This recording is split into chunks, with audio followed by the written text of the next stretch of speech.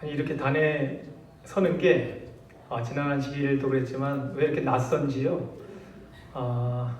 다 이렇게 마스크를 쓰고 계시고 멀리 떨어져 계시고 또 저부터도 이 마스크를 써야 되는가 말아야 되는가 생각을 하면서 이 자리에 섰는데 여러분 조금만 더 견뎌주시기 바랍니다. 우리가 함께 이 힘든 시간을 잘 견디고 우리 장로님 방금 전에 그렇게 연주해 주셨지만 이 죄의 세상 다 지나고 우리 예수님을 만나게 되는 그 시간이 분명히 있을 것입니다. 여러분 주님 안에서 늘 강건하시며 특별히 다시 말씀드리지만 홀로 정말 외로운 시간 애타게 병과 투쟁하시는 우리 한명재 집사님 위해서 기도를 간절히 해주시기 바랍니다.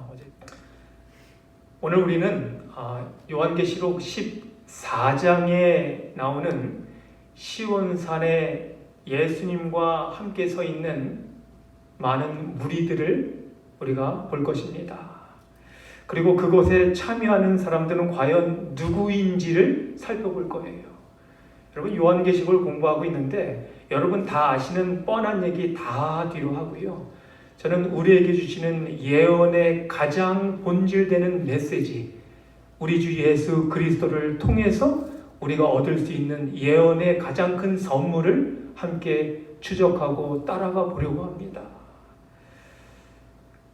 다시 말씀드리지만 이 팬데믹, 정말 유례 없이 힘든 그런 시간을 우리가 지나면서 어쩌면 우리의 신앙과 믿음을 우리가 가다듬고요. 어쩌면 굳게 다지는 그런 기회가 되면 얼마나 좋을까라는 생각을 해보았습니다.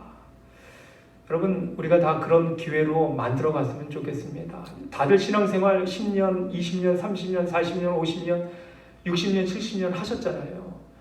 늘 반복되는 우리의 일상이었잖아요. 그런데 왜 이런 일이 우리에게 다가오는가? 우리에게 말씀해 주시는 하나님의 기별이 무엇인가? 우리가 한번 귀 기울여 보자고요. 그리고 우리의 믿음과 신앙을 한번 굳게 다져보자고요. 저는 우리 사랑하는 성도들이 신앙의 기본, 믿음의 정석으로 돌아가면 좋겠다라는 생각을 해보았습니다. 그래서 오늘 이 말씀을 그런 자세로 함께 우리가 들어가 보면 좋을 것입니다.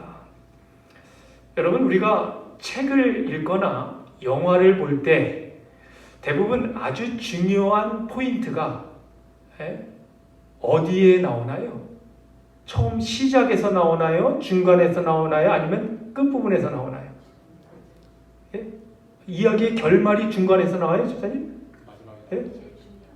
가장 중요한 결말, 가장 중요한 포인트가 우리 어디에 나와요? 물론 다 중요하지만 대부분 이야기 마무리에서 나오죠. 끝부분에 나오죠. 그것을 우리가 뭐라고 불러요? 결론 혹은 결말이라고 부릅니다. 이 이야기가 시작되면 등장인물과 배경에 대한 설명이 나와요. 그것을 발단이라고 합니다. 그렇죠? 발단이 되고 난 다음에 스토리가 어떻게 흘러갈지를 우리에게 보여줘요. 우리에게 짐작토록 합니다. 이 이야기의 시작이 이렇게 되는구나. 그것을 전개라고 합니다. 그렇죠? 제가 누차 말씀드리지만 지금은 좋아졌지만 과거의 한국 작품들이 특별히 영화들이 제가 전공이었기 때문에 이 전개가 너무 늦어져요. 보통 120분을 하면 미국 영화나 조금 잘된 영화들의 작품들은 한 10분 내지 15분 있다가 전개가 되는데 한국 영화들은 한 30분, 40분이 지나서 전개가 안 돼요. 그러니까 발단이 계속 되는 거예요. 등장인물 설명하고 배경 설명하고 하다 보니까 시간이 흘러서 전개가 늦게 되니까 어떻게 될까요? 정해진 시간은 있는데 끝에 가서 결론이 어떻게 돼요? 흐지부지하고 끝나는 거예요. 지금은 많이 좋아졌습니다. 아무튼 그렇게 전개가 돼요. 본격적인 시작을 알리는 것이 전개입니다. 그리고 전개가 되면서 잘 아시겠지만 갈등이 일어나고요. 그렇죠? 등장인물들 간에. 그리고 위기가 찾아옵니다. 이 갈등과 위기가 이야기 중반부에 항상 찾아와요. 그러면서 쭉 올라갔다가 거의 끝나기 전에 뭐가 있어요? 클라이맥스가 있어요. 그렇죠? 절정이라고 해요. 절정. 그 절정을 지나면서 그동안 찾아왔던 갈등과 위기들이 해소가 돼요. 그러면서 가장 중요한 메시지는 어디에 있어요? 결론에 있습니다. 결말에 있습니다. 그래서 여러분 이런 플롯에 대해서 뭐 과거에 학교 다니 학창 시절에 공부해 보셨겠지만 저는 제가 했던 전공이 작품 분석이기 때문에 이런 부분들을 항상 책을 읽든지 영화를 보든지 아니면 어떤 프로그램을 보든지 항상 그 생각이 제 머리에 박혀 있어요. 발단, 전개, 그 다음에 갈등, 그 다음에 절정, 맨 마지막에 뭐라고요? 결말. 그렇게 이어지는 겁니다. 이런 형태의 전개가 일반적인 현대적 그리고 서구적인 사고를 바탕으로 한 이야기의 흐름이에요. 플롯입니다. 그런데 우리가 다루고 있는 이 책, 성경이 그렇지만 특별히 요한계시록은 조금 달라요. 그 구성이 플롯이 다릅니다. 계시록에는요, 중요한 점들이 어디에 있다고요? 예? 중간에 나옵니다. 대부분 중요한 점은 끝부분에 끝자락에 나와야 되는데 요한계시록은 그 절정이 그 결말이 그 결론이 중간에 나와요. 계시록이 22장으로 구성되어 있습니다. 여러분 전체 내용이 다 중요하지요. 1장부터 시작되는 내용이 22장까지 다 중요한 내용입니다. 그런데 가장 중심되는 주제가 12장과 13장과 14장에 몰려 있다는 거예요. 이렇게 가장 중요한 주제를 중심에 중간에다가 이렇게 놓고요. 그 다음에 그 앞뒤에 그 앞과 뒤에 이 중심되는 주제를 서포트해주는 내용들로 구성되어 있는 그런 기법을 성경학자들은 카이에스틱 구조라고 이야기해요. 카이에스틱 혹은 카이에즘이라고 이야기합니다. 제가 뭐 전에도 말씀드린 적이 있어요. 가장 중요한 포인트가 중간에 있고요. 쭉 시작되는 거예요. 쭉 시작돼서 이것을 서포트하고요. 그 다음에도 이 중요한 내용들을 서포트하면서 끝납니다. 그렇게 끝나요. 여러분 우리가 지난 시간에 무엇을 이야기를 했는가 하면 계시록 12장을 통해서 타락한 천사들이 하나님 정부의 반기를 들었을 때 우주의 하늘에 무엇이 있었다? 큰 커다란 전쟁이 있었다라고 말씀을 드렸습니다. 그것이 죄의 시작이었다고요. 그렇죠. 근데 그 죄를 시작한 분이 하나님이시라고요? 아니라고요. 분명히 우리가 공부를 했어요. 그런데 12장은 그 양쪽 편의 이야기를 다 들려줍니다. 전쟁이 있으려면 한 편과 또 다른 편이 있어야 되잖아요. 그렇죠. 그래서 사단과 그의 사자들 그리고 미가엘로 등장하는 예수님과 그의 사자들 그리고 그 전쟁이 하늘에서 있은 다음에 후반부에 어떻게 돼요? 쫓겨나지요. 예? 하늘로부터 쫓겨납니다. 그리고 나서 용이 어떻게 해요? 분노해서 여자, 즉 교회를 공격하는 일이 있습니다. 우리가 지난 시간에 본 내용이에요. 그리고 나서 나오는 13장은요. 그 용에 대한 이야기입니다. 용에 대한 이야기, 용의 편에 대한 이야기가 13장에 나옵니다. 잘 아시는 것처럼 두 짐승이 있어요. 하나는 바다에서 올라오고요. 또 하나는 어디서 올라와요? 땅에서 올라옵니다. 여러분 잘 아시는 내용이에요. 바다에서 올라온 짐승을 우리가 흔히 뭐 로마 혹은 교황 로마라고 이야기하고요. 땅에서 올라온 짐승을 뭐라고 얘기해요? 우리가 살고 있는 미국이라고 우리가 그렇게 예언을 해석합니다. 그리고 그 둘은 함께 이 지구의 최악의 위기를 가져다 준다라는 것이 그 이야기의 흐름이에요. 그런데 그런 다음에 14장에는 이제 하나님의 편에 대한 이야기가 나옵니다. 오늘 우리가 함께 살펴볼 내용이에요.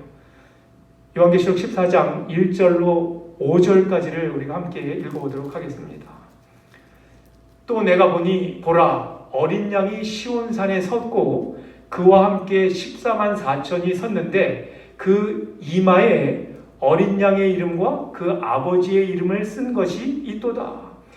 내가 하늘에서 나는 소리를 들으니 많은 물소리와도 같고 큰 뇌송도 같은데 내가 들은 소리는 검은 고 타는 자들이 그 검은 고를 타는 것 같더라. 그들이 보좌 앞과 내 생물과 장로들 앞에서 새 노래를 부르니 땅에서 속량함을 받은 몇이요? 몇 명이요? 14만 4천 밖에는 능히 이 노래를 배울 자가 없더라. 4절입니다. 이 사람들은 여자와 더불어 더럽히지 아니하고 순결한 자라. 네, 우리 여기서 잠깐 멈추겠습니다. 보니까 14만 4천이라고 하는 사람들이 나옵니다. 그렇죠? 14만 4천이 많은 무리예요? 적은 무리예요? 뭐 적으면 적고요. 또 많다면 많은 숫자입니다. 그런데 그들의 특징을 묘사하면서 이 사람들은 무엇하다? 여기 보니까 뭐하다? 순결하다라고 되어 있어요. 적어도 여러 특징이 있는데, 특성들이 있는데 이 사람들은 순결하다. 그러면 질문이 있습니다. 이 순결한 사람들은 죄를 짓지 않은 사람들인가요? 여기서 순결하다고 했는데 이 사람들은 죄 짓지 않은 사람들이냐고요? 아니겠지요. 그들도 죄를 지었겠지요. 사람들인데요. 그렇죠. 우리의 본성이 죄로 타락했는데요. 그런데 우리가 아는 것은 그들은 순결하다고 이야기한 사람들은 땅으로부터 구원을 받은 겁니다. 구원을 받은 자들이에요. 이 사람들이 마지막 모든 인류에게 주어질 재앙으로부터 제외되었던 사람들이 아니라고요, 여러분. 그런 사람들이 아닙니다. 그들도 저나 여러분과 같은 죄인들이에요. 분명히 그들도 죄인들입니다. 그런데도 뭐라고 이야기한다고요? 뭐라고 인정을 받았어요? 순결하다고 인정을 받았다고요. 아니, 죄인이 어떻게 순결할 수 있습니까? 네, 가능해요. 예수님 때문에 가능합니다. 우리 예수님 때문에요. 여기서의 순결은요, 특별히 요한계시록에서 사용하는 순결하다라고 할 때 이 순결은 여인을, 특별히 여자로 이야기하는데, 예언을 풀 때 항상 여자는 뭐예요? 그리스도의 신부로서 하나님의 백성들을 상징합니다. 그렇죠. 그게 교회예요. 그게 교회입니다. 그럼 그 반대로 하나님께 충실하지 못한 사람들은 뭐라고 해요? 뭐 하다고 해요? 간음한, 그렇죠? 음행을 일삼는, 이렇게 이야기합니다. 간음이라고 이야기합니다. 그래서 이 문장에서 묘사하고 있는 사람들은, 순결하다고 이야기하는 사람들은 그리스도 예수님에 의해서 구원받은 사람들을 일컫는 거예요. 그 사람들이 몇이다? 14만 4천이라고요. 14만 4천이 상징수냐 실제수냐에 대해서는 너무나도 많이 이야기를 들어오셨기 때문에 굳이 제가 설명을 안 해도 될 것 같아요. 원래부터 죄가 없는 아주 깨끗한 사람들을 일컫는 게 아니고요. 그들은 하나님께 충성하며 살았던 사람들을 순결하다라고 이야기한다고요. 우리가 좀 계속 읽겠습니다. 어린 양이 어디로 인도하든지 따라가는 자며 사람 가운데서 속량함을 받아 처음 익은 열매로 하나님과 어린 양에게 속한 자들이니. 자, 이것이 바로 이 특별하고 충실한 사람들에 대한 특징이라고요. 어린 양이 인도하는 대로 다 따라가요? 따라갑니다. 그런 사람들이에요. 여기 어린 양은 누구예요? 지난 시간에 우리가 이야기했지만 어린 양은 누구라고요? 예수님입니다. 그러니까 예수님을 따라가며 하나님께서 원하시는 그 일에 늘 순종하기를 원하는 사람들이다라는 거예요. 사단의 거짓말을 듣지 않습니다. 믿지 않습니다. 아브라함이 그랬던 것처럼 갈 바를 알지 못하지만 하나님께서 가라 하시면, 해라 하시면 가고 하는 거예요. 그런 사람들을 이야기합니다. 제가 마지막까지 계속 읽겠습니다. 그 입에 무엇이 없고 거짓말이 없고 무엇이 없는 자들이라고요? 흠이 없는 자들이더라. 여기도 흠이 없대요. 거짓말이 없대요. 우리 모든 사람들은 거짓 가운데 사는데 그렇잖아요. 본능적으로 흠이 없다고? 흠이 있지요. 아무리 깨끗하다라고 이야기하는 사람들도 흠이 있을까요? 흠이 있습니다, 여러분. 흠이 어떻게 없을 수 있어요? 흠이 있습니다. 그런데 거짓이 없고 흠이 없는 자들이다라고 이야기할 수 있는 근거가 뭐라고요? 누구 때문이라고요? 예수님 때문이라고요. 여러분, 성경은요, 계시록은요, 예언은요, 누구를 중심으로 바라봐야 된다고요? 우리 예수 그리스도를 중심으로 보아야 돼요. 예언에 대한 지식을 머릿속에 넣는 것이 아닙니다. 많은 사람들이 예언을 볼 때 자꾸만 정보를 주려고 하는데 필요한 정보들이에요. 하지만 그 정보들 따라가다가 누구는 자꾸만 잃어버려요. 예수님을 잃어버리는 거예요. 제가 늘 예언을 공부하고 예언을 들을 때 마음속에 늘 다가오는 생각이 그거예요. 예수님이 조금 더 강조되면 좋을 텐데. 다 필요한 말씀들이니까, 우리 목사님들께서 하시는 말씀들이. 그런데 거기에 조금 더 예수님을 중심으로 이야기가 전개되면 좋을 텐데. 땅으로부터 구원받은 특별한 그룹의 사람들에 대한 이야기입니다. 그런데 맨 처음 1절에 그 사람들의 이마에 뭐가 적혀 있다고 얘기해요, 여러분? 뭐가 적혀 있다고요? 여기 보니까 보세요. 그 이마에 보세요. 어린 양의 이름과 그 아버지의 이름을 쓴 것이 있도다. 그렇게 돼 있어요. 누구의 이름이 적혀 있다고요? 쉽게 말씀드리면 하나님의 이름이, 하나님의 성호가 어디에 적혀 있다고요? 머리에 적혀 있는 겁니다. 아니, 이게 요즘 유행하는 타투. 한국말로 뭐라고 그러죠? 문신. 문신을 머릿속에다 이렇게 여호와 그렇게 적어놓은 걸까요? 지금 여기 나오는 이야기가? 아니면 어떤 이마에 어떤 마크 있잖아요. 마크. 우리가 학교 다닐 때 이런 데 다는 그런 마크를 이렇게 뭐라고 그래? 옷핀을 통해서 머리 이마에다 딱 집어갖고 여기다 이렇게 달고 다니는 건가요? 뭘까요, 여러분? 그 이마에 어린 양의 이름과 그 아버지의 이름을 쓴 것이 있다. 그렇게 됐습니다. 이게 뭘까요? 타투도 아니고요. 어떤 마크도 아닌 것 같아요. 요한복음 17장 6절에 보면 예수님께서 하늘 아버지께 이렇게 기도를 하십니다. 세상 중에서 내게 주신 사람들에게 내가 아버지의 이름을 뭐 했다고요? 나타내었나이다 라고 이야기합니다. 다른 말로 하면요, 아버지의 이름을 그들에게 보여주었습니다 라는 거예요. 누가 보여주셨다고요?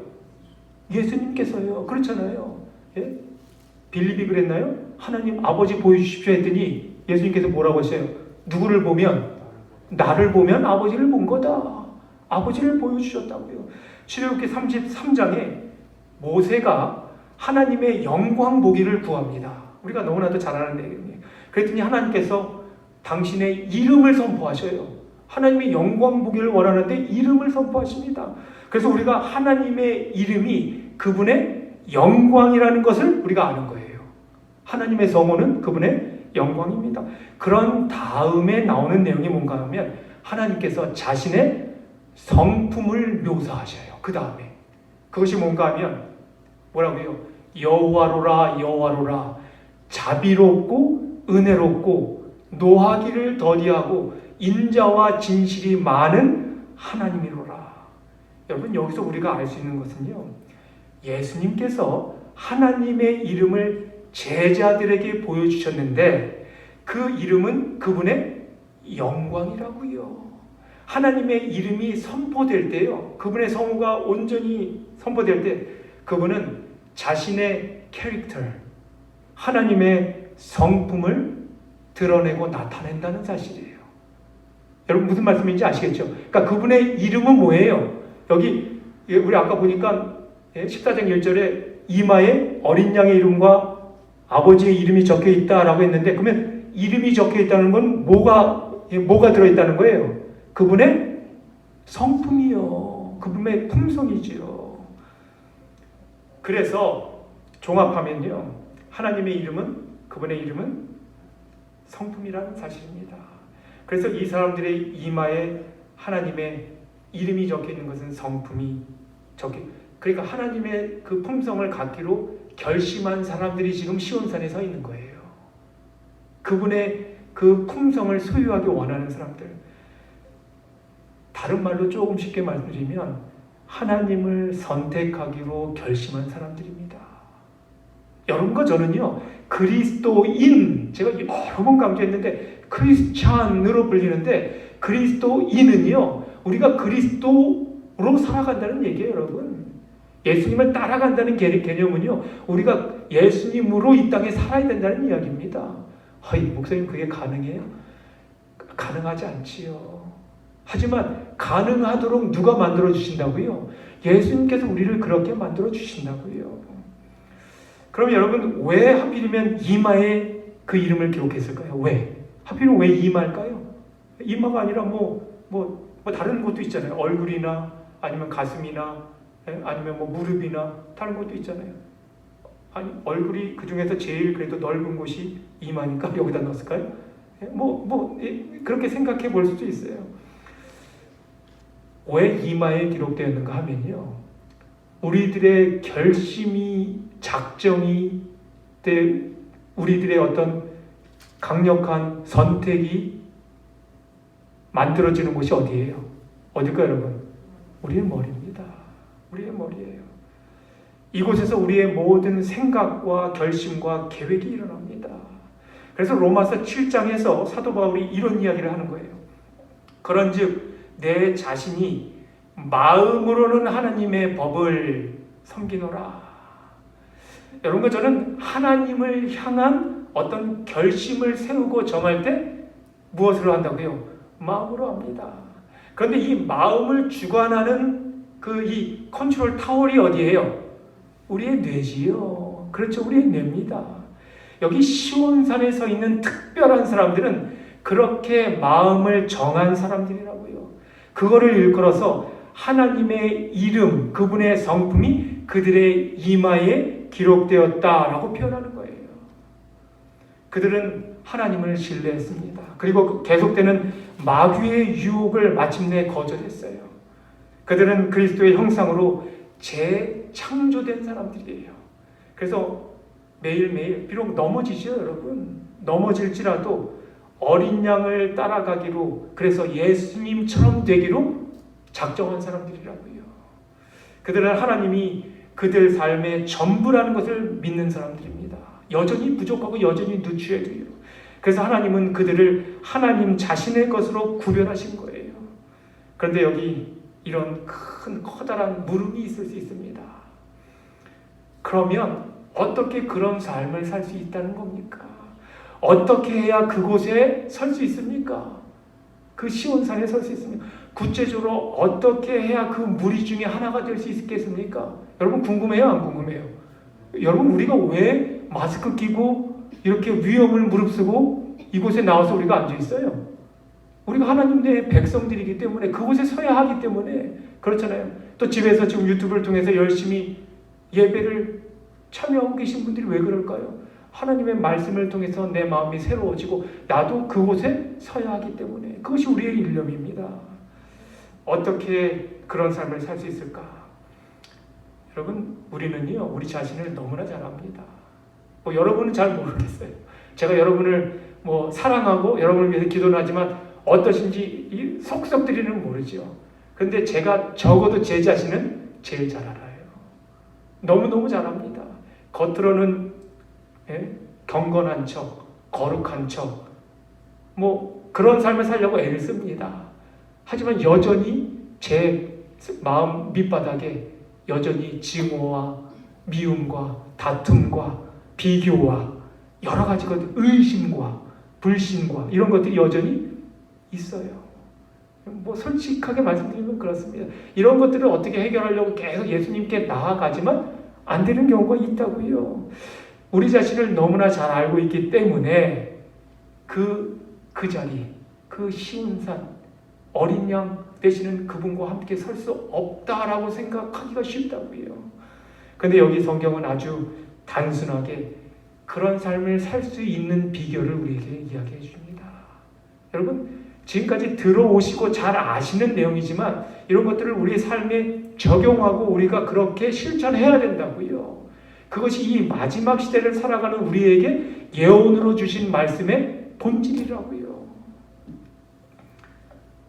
여러분, 첫 번째로 그 비결은 무엇인가 하면 앞서 말씀드린 것처럼 우리의 마음을 정하는 겁니다. 뭐 하는 거라고요? 가장 먼저 시작돼야 돼요. 결심이 있어야 됩니다. 마음을 정하는 일이 있어야 됩니다. 하나님께서 주신 그 선택의 자유, 그 능력을 통해서 우리가 하나님을 따라가기로 결심하는 거예요. 어두움을 거절하고요. 빛을 받아들이기로 우리가 작정하는 겁니다. 예수님을 향한 나 개인의 결심이에요. 누군가 옆에서 도와줄 수는 없습니다. 그 부분은. 장로님들도요. 목사도요. 아니면 그 어떤 이 세상에서 유명한 사람들도 도와줄 수 없는 부분이에요. 여러분 스스로의 선택이에요. 마음을 정하는 겁니다. 그리고 두 번째로는요. 여기 이 사람들은 속량함을 받았다고 나왔잖아요. 아까. 그렇죠? 14장 2절에 속량함을 받은 사람들이거든요. 시온산에 서는 무리에 이렇게 참여하기 위해서는요. 조인하기 위해서는요. 예수님께서 주시는 그 속량의 선물을 어떻게 될까요? 선물 주시면 어떻게 돼요? 예, 받아야 됩니다, 여러분. 그 선물을 받아야 된다고요. 그런데 그 선물을 받는 것에는 우리가 해야 할 몫이 있을까요, 없을까요? 저는 있다고 생각해요. 목사님 그거 행함으로 말미암는 거 아니에요. 오해하지 마세요. 분명히 우리의 몫이 있습니다. 아무것도 안 하면서 그냥 예수님께서 십자가에 달려 돌아가셨기 때문에 모든 게 다 이루어졌기 때문에 나는 어떻게 살아도 된다? 여러분 그런 이야기는 없잖아요. 우리의 몫이 있어요. 그것은 바로 우리 스스로 우리의 죄를, 그렇죠, 우리의 본성이 죄니까 우리의 죄를 어떻게 하는 거예요? 끊임없이 자복함. 누구에게 가져가는 거예요? 예수님 앞으로 십자가 앞으로 가져가는 겁니다. 우리의 죄를 회개하는 거예요. 죄를 회개할 때 어떤 일이 생기는지 여러분 너무나 잘 아시잖아요. 그렇죠? 만일 우리가 우리 죄를 자백하면, 저는 미쁘시고 제가 현대어로 썼다가 계속 개역개정을 썼기 때문에 미쁘시고 뭐예요? 저는 신실하시고, 이 말이 더 좀 나은 것 같아요. 너무 신실하신 분입니다. 그러니까 변함이 없으신 분이에요. 늘 동일하신 분이라고요. 신뢰할 만한 분이라고요. 미쁘시고 신실하시고 의로우사 우리 죄를 사하시며 용서하시며 모든 불의에서 우리를 순결케 하실 것이다. 깨끗게 하실 것이다. 여기 또 나오잖아요. 깨끗게 하실 것이다. 이것이 바로 하나님의 보좌 앞에서 우리를 흠도 점도 없이 만드시는 방법이에요. 순결케 하시는 방법입니다.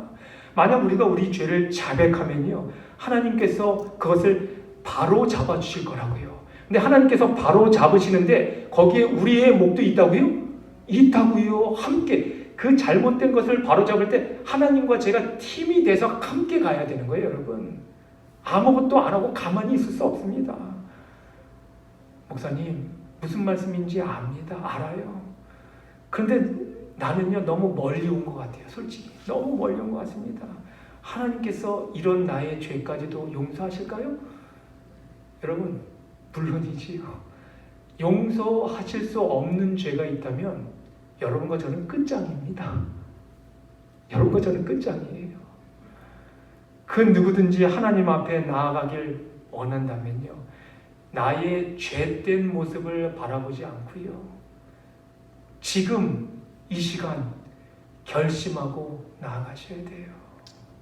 지금까지 늘 왔는데 아니에요. 사도 바울이 뭐라고요? 나는 날마다 죽는다고요. 날마다 죽는다고요. 그 누구도 결코 늦지 않았다라는 사실을 여러분 주변에 있는 우리 가족들에게, 지인들에게, 친구들에게, 이웃들에게 알려주셔야 됩니다. 그 누구도 늦지 않았습니다. 아무리 사람들 보기에는 정말 추악한 죄일지라도, 그런 모습일지라도 우리 하나님께는요 전혀 그렇지 않다고요. 우리 하나님이 그런 분이심을 전파하셔야 돼요. 알려주셔야 돼요. 분명 성경은 우리에게 회개라고 하는 행위를 통해서 하나님께서 주시는 놀라운 씻음의 선물이 있음을 말씀해 주고 계시다라는 것입니다. 하나님으로부터 오는 선물이에요. 회개는. 하나님을 원하신다면 지금 그분과의 관계 속으로 들어가게 되시길 바랍니다. 우리 하나님 앞에는요 늦은 시기가 없어요. 결코 늦지 않았습니다. 항상 우리를 문 열어놓으시고 기다리시는 분이 우리 하나님이시기 때문에 그래요. 만약 하나님께서 우리의 삶 속에 아무 일도 하고 계시지 않으신다면 그 그건 정말 큰일이라고요. 왜냐하면 아무렇게나 살아도 된다라고 생각하면서요, 죽음의 길로 계속 가고 있기 때문에. 그래서 다시 말씀드리지만 성령이 우리 안에 필요한 것은 우리가 그릇된 길을 갈 때 우리를 다시 돌이키게 해주시는 분이 성령 하나님의 음성이라는 사실이에요. 그분을 우리가 거절하면 더 이상 우리는 어떻게 할 도리가 없습니다. 용서함을 받을 수 없는 유일한 방법이 그거예요. 성령을 우리가 거절하는 겁니다. 그래서 우리가 성령을 늘 우리의 마음 가운데 모셔야 되는 이유가 그거예요. 우리 하나님이요, 여러분과 저의 삶에 아주 깊이 관여하고 계셔요. 우리를 새로운 피조물로 만들어 가십니다. 여러분과 제가 어떤 존재인지를 우리가 알아야 돼요. 다시 말씀드리지만 우리는 곤고한 사람입니다. 사망의 몸 가운데 있는 사람이에요.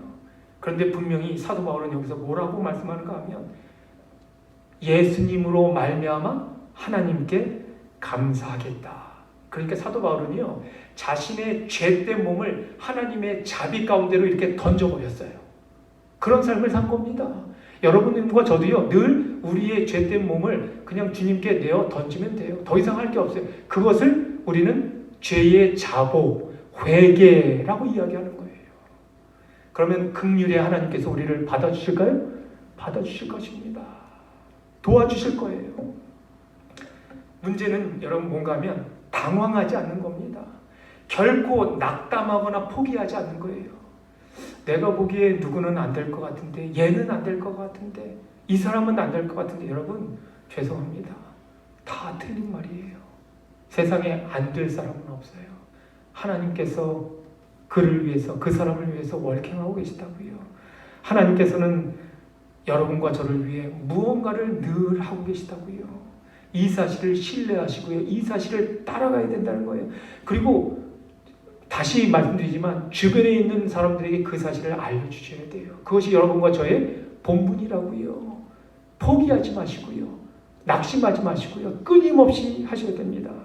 그래서 우리는 우리의 마음을 살펴야 됩니다. 우리의 마음을 컨트롤하는 우리의 뇌, 우리의 마음판에 하나님의 이름과 그분의 성품이 기록되어 있는지, 잘 새겨져 있는지 점검하셔야 된다고요.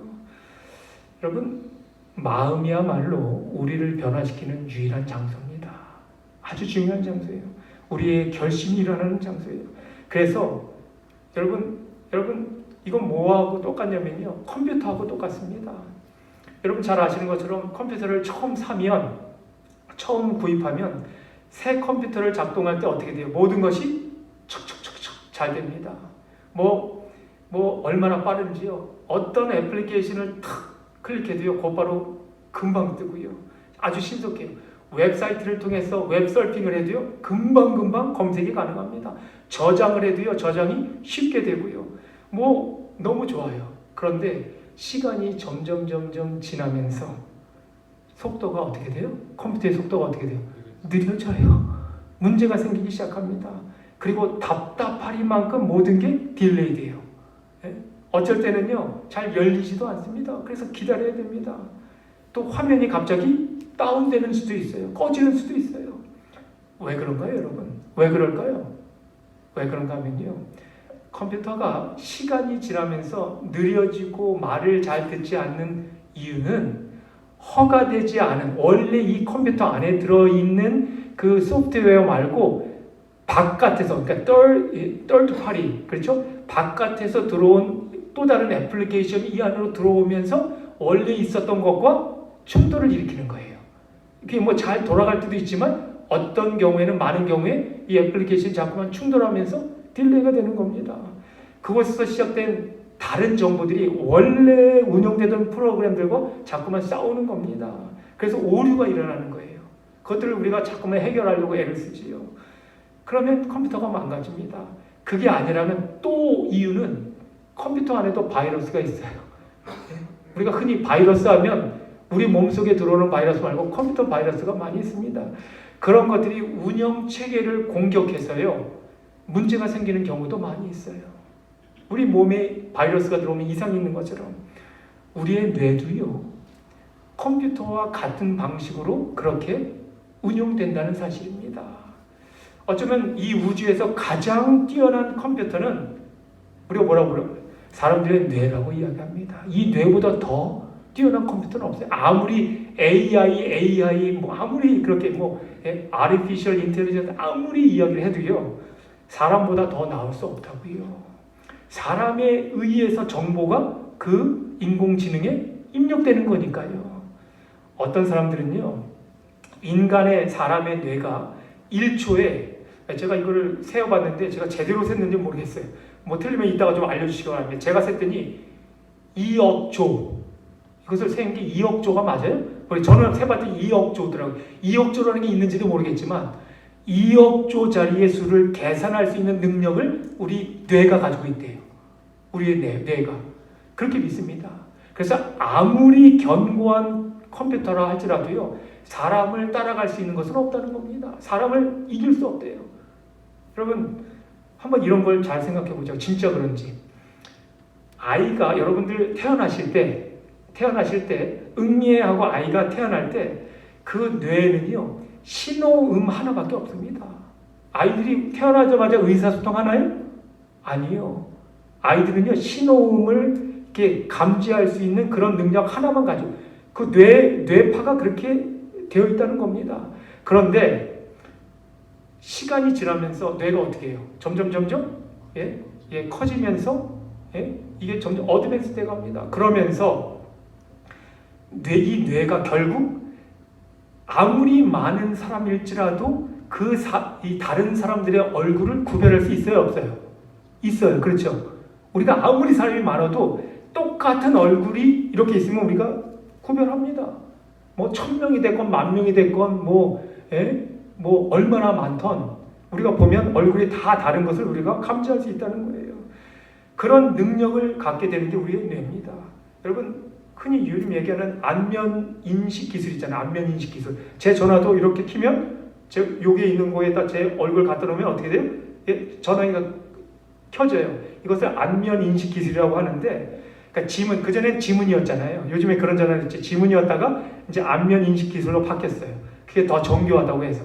그런데 사실 이런 기술이 나온 게 불과 한 1, 20년 더 뒤로 가면 한 2, 30년 전이라고 해요. 그런 것들은 아주 특수한 곳에서만 사용하다 요즘에 대중화되었습니다. 근데 우리의 뇌는요, 말씀드린 것처럼 수천만 명의 서로 다른 얼굴을 자동적으로 구분할 수 있다는 거예요. 우리는 그것을 할 수 있다는 거예요. 그래서 누군가 문을 열고 들어오면 그 사람이 누군지 알아요, 몰라요? 알지요. 지장님 들어오시면 제가 아까 정신없이 지장님 오셨구나. 인사드려야 되는데 이거 정신없어서 인사 못 드리네. 이런 생각이 제 머릿속 뇌파 속에 들어갔습니다. 집사님들 들어오실 때도 똑같았어요. 우리는 그렇게 구분을 할 수 있습니다. 그야말로 가장 놀라운 컴퓨터가 어디에 들어가 있는 거예요? 우리 뇌 속에 들어가 있는 거, 우리 머릿속에 들어가 있는 겁니다. 그런데 만약 누군가가 여러분의 그 뇌 가운데 이 마음을 컨트롤하는 그 타워에 방해하는 어떤 시도를 한다면 어떻게 될까요? 방해 작업을 하면요. 어떻게 돼요? 우리의 뇌에 실제로 그런 일들이 일어난다면 우리의 뇌는 심각한 손상을 입는 거예요. 그래서 요즘 많은 사람들이 겪고 있는 기억장애, 그렇죠? 이런 일들이 계속 일어납니다. 구체적 원인을 모르잖아요. 어떻게 하면 이것을 좀 늦출까? 여기에 지금 모든 사람들이, 모든 의학자들이 관심이 있지, 이것이 왜 오는가는 거의 포기했다는 겁니다. 물론 여러 가지 설명이 있긴 하지만요. 성경은요, 분명하게 말씀하는데, 우리의 뇌 속에서, 마음 속에서 전쟁이 일어나고 있다고요. 전쟁이요. 어떤 전쟁인지 고린도후서는 이렇게 설명합니다. 우리가 육신으로 행하나 육신에 따라 싸우지 아니하노니 우리의 싸우는 무기는 육신에 속한 것이 아니요 오직 어떤 견고한 진도 무너뜨리는 하나님의 능력이라. 하나님의 능력이라고요. 모든 이론을 무너뜨리며 하나님 아는 것을 대적하여 높아진 것을 다 무너뜨리고 모든 생각을 바로잡아 그리스도에게 복종하게 하니. 여러분, 이 우주에서 가장 큰 싸움이 일어나고 있는 전쟁터는 여러분과 저의 마음속입니다. 많은 사람들이 마지막 시대에 벌어지고 있는 가장 큰 전쟁을 지금 중동에서 일어나고 있는 중동전이라고, 왜 끊임없이 전쟁이 일어나니까 그렇게 이야기하는데요. 그런데 사실 그보다 더 큰 전쟁은 실제로 어떤 피지컬한 장소에서 일어나는 게 아니라 어디서 일어난다고요? 여기서요. 여기서 일어난다고요. 이 안에서 전쟁이 일어나고 있다고요. 그 얘기를 하는 거예요. 요한일서 2장 15절로 17절에 이 세상이나 세상에 있는 것들을 사랑치 말라. 누구든지 세상을 사랑하면 아버지의 사랑이 그 속에 있지 않는다. 그러니까 두 마음을 품을 수 있다고요? 없다고요?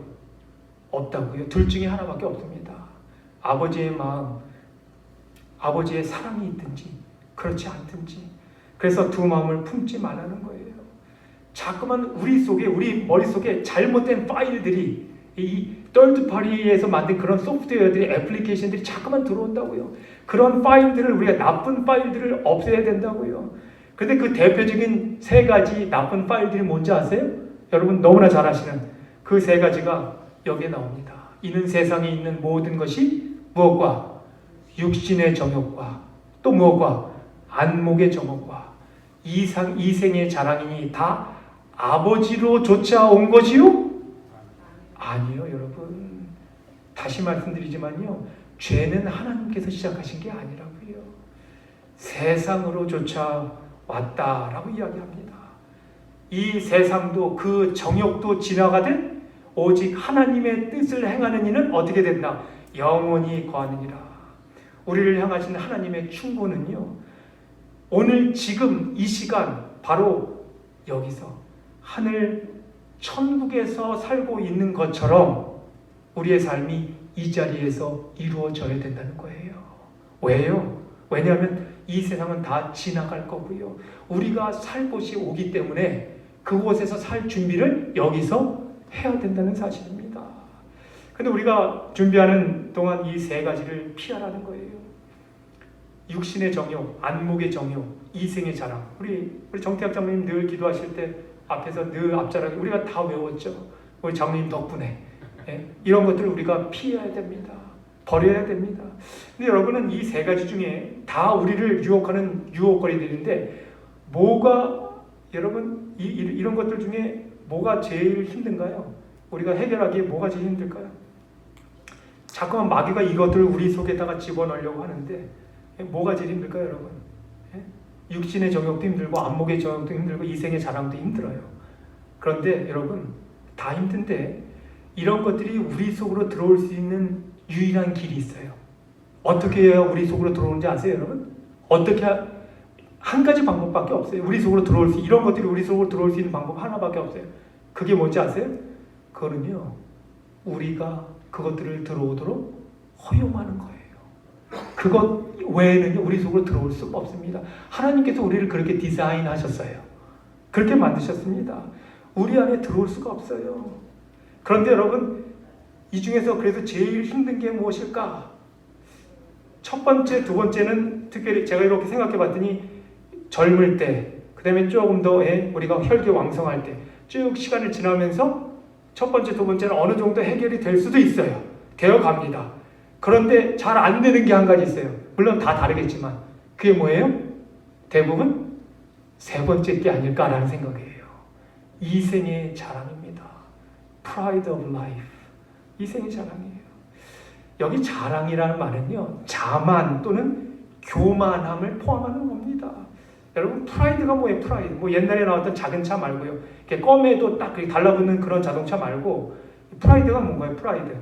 프라이드는요, 내 자신을 먼저 앞세우는 거잖아요. 그렇죠, 여러분? 나 자신을 앞세우는 겁니다. 그리고 그것은 다른 모든 문제들을 유발시켰던 원죄이기도 해요. 그렇죠? 그래서 루스벨을 파멸시킨 죄에 대한 성경의 설명이 뭔가 하면 이사야서 14장 13절로 14절에 나오는데, 내가 내 마음이 이르기를 내가 하늘에 올라 하나님의 무별 위에 내 자리를 높이리라. 가장 높은 구름에 올라가 지극히 높은 이와 같아지리라 하는도다. 지난 시간에 말씀드린 것처럼요, 루스벨은 자기 자신과 사랑에 빠졌습니다. 자기하고요. 그래서 하나님은 안중에도 없게 되었어요.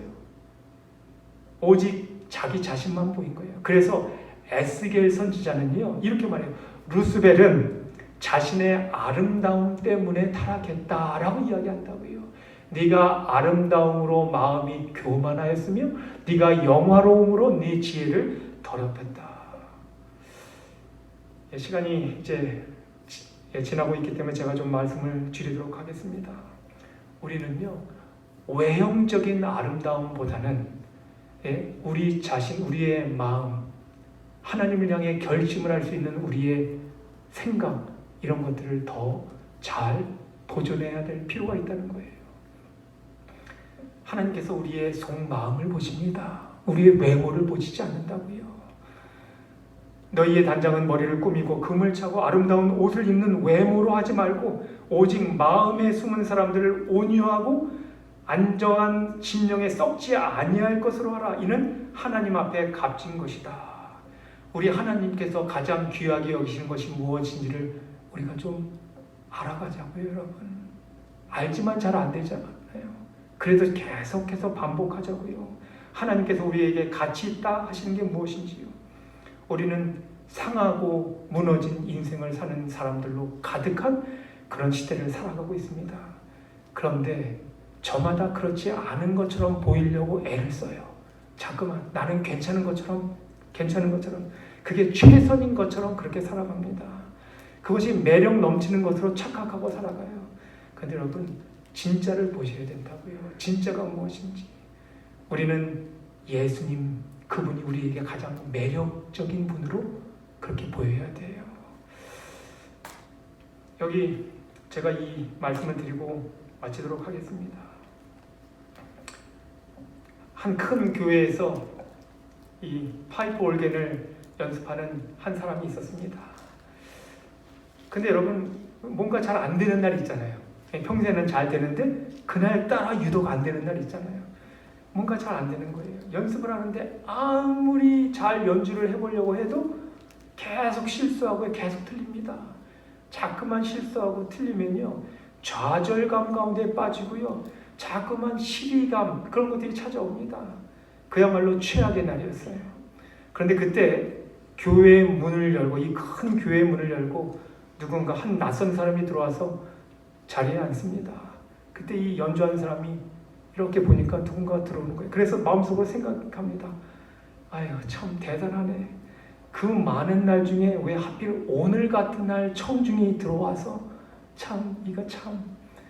그 낯선 사람이요 잠시 동안 이 사람이 올겐 연주를 하는, 연습을 하는 이 올겐 연주자 연주를 듣다가 이 잠시 소리가 멈춰지자 그에게 다가옵니다. 그리고 이야기를 하는 거예요. 혹시 지금 당신이 연주하고 계신 그 곡의 제목이 뭔지 물어봐도 될까요? 라고 그렇게 묻습니다. 그랬더니 이 연주자가 이야기합니다. 제가 지금 연주하는 곡은 맨델스존입니다. 맨델스존. 이 곡은 너무너무 난해하고 어려워서 연주하기가 쉽지 않습니다. 그 소리를 듣고 이 낯선 사람이 이야기를 합니다. 제가 혹시 뭔가 도움을 드릴 수 있는 일이 없을까요? 이렇게 좀 갸우뚱하면서 이야기를 했어요. 이 말을 듣고 연주자가 갑자기 자존심이 상한 거예요. 화가 났습니다. 네네, 다 좋은데 제가 이야기했잖아요. 이 곡이 아주 어렵다고요. 이해 못하셨나요? 아주 힘든 곡이라 그냥 앉아 계시라고요. 좀 조용히 해줬으면 좋겠습니다. 그렇게 이야기를 하는 거예요. 그리고 대화가 중단되고요. 이 사람은 계속해서 연주를 하기 시작합니다. 그런데 잘 돼요? 안 됩니다. 더 안 되는 거예요. 근데 이 연주하는 사람이 그래도 양심이 그래도 올바른 사람이었는지 연주를 하다가 혹시 내가 너무 무례했나? 내가 너무 심하게 얘기했나? 하는 생각 때문에 좀 연주가 안 돼서 연주를 멈추고요. 그 사람한테 가서 이야기를 하는, 사과를 합니다. 오늘은 나한테 그렇게 좋지 않은 날인 것 같습니다. 내 이름은 존입니다. 당신 이름은 뭡니까? 그랬더니 여러분 짐작하는 것처럼 내 이름은 펠릭스 맨델스존입니다. 지금 연주하시는 그 곡을 제가 썼습니다. 여러분 상상해 보세요. 지난 수년 동안 여러분은 여러분 자신의 삶을 나름 열심히 산다고 사시면서 운영해 오셨습니다. 여러분의 자신 삶을 여러분 방식대로 잘 정리하면서 그렇게 운영하면서 살아오셨다고요. 그런데 한번 마음속으로 깊이 한번 생각해 보세요. 지금 이 시간 한번 잠시 생각해 보시기 바랍니다. 과연 나는 지금 어디에 와 있는가? 아주 행복하고 기쁨이 넘치고 늘 환희에 찬 그런 삶을 살고 있는가? 아니면 마지못해서 그냥 하루하루를 되는 대로 살아가고 있는 중인가? 한번 잘 생각해 보시기 바랍니다. 여러분, 우리 인생의 설계자 되시고요, 최고의 작곡자 되시는 우리 하나님께서 청중으로 여러분과 저의 삶 속에 오셔서 좌정해 계시다고요. 우리 안에 앉아 계십니다. 그리고 여러분들 인생에 더 풍성한 어떤 가치의 삶으로 부어주시기 위해서 그분께서 무엇을 하셔야 될지 기다리고 계신다고요. 그분께서 일을 하시도록 하는 것은 누구의 선택이라고요? 예, 여러분 자신의 선택이에요. 만약 여러분이 오늘 그분을 영접하셔서 그렇게 도와주실 수 있도록 기회를 드린다면 여러분의 삶은 더 멋지고요, 더 아름답고요, 더 훌륭한 교양곡으로 그렇게 만들어지게 될 것입니다. 그리고 그것을 온 세상이 바라보면서 와, 믿는 사람들의 삶은 하나님은 정말 살아계시고 놀라운 변화를 만드시는 분이시구나 하는 것을 깨닫게 될 것입니다. 하나님께서 저 시온산에서 어린 양과 함께 여러분과 저를 지금 부르고 계셔요. 기다리고 계십니다. 우리의 생각과 마음속에 그분의 이름과 성품을 새겨넣자고요. 그 연습을 끊임없이 해가자고요.